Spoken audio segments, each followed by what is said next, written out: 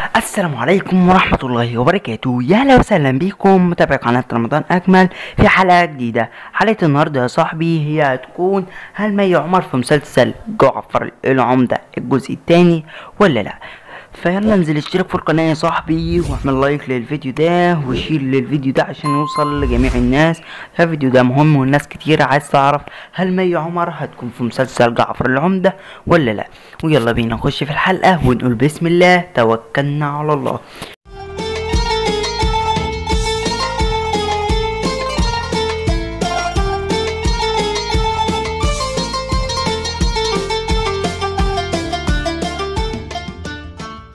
وزي ما احنا متعودين في كل الحلقات بنصلي على اشرف الخلق سيدنا محمد عليه افضل الصلاة والسلام.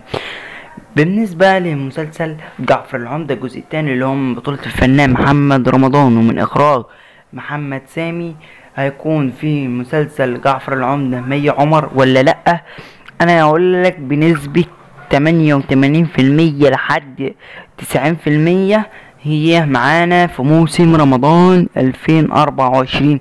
بس الخبر لسه يعني جايين من تحت لتحت كده، فاهمين ازاي، من التسريبات.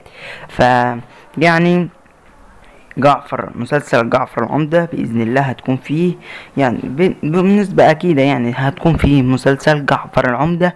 بالنسبة بقى لشخصيتها فاحنا لسه برضو معرفناهاش، لما نعرفها بإذن الله هنقولكوا عليها. وبالنسبة بقى يعني للدور بتاعها فهي هتكون هتمثل نفس اللي مثلته عايدة، اللي هي شخصيتها كانت زينة، اللي هي قصدي اللي هي زينة وكانت شخصيتها عايدة.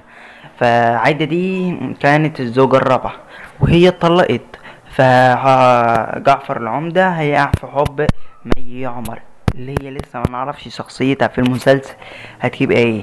فبإذن الله يعني هتكون دور حلو، هيكون مسلسل حلو يا رب يعجب كل الناس.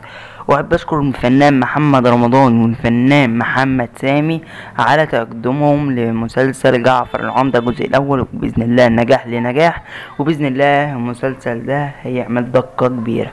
فياريت كل الناس لو لسه مستمع لحد دلوقتي اشترك في القناة وفعل زر الجرس يا صاحبي. ويلا اشوفكم في الفيديو القادم. يلا سلام يا قلب اخوك حبيب قلبي.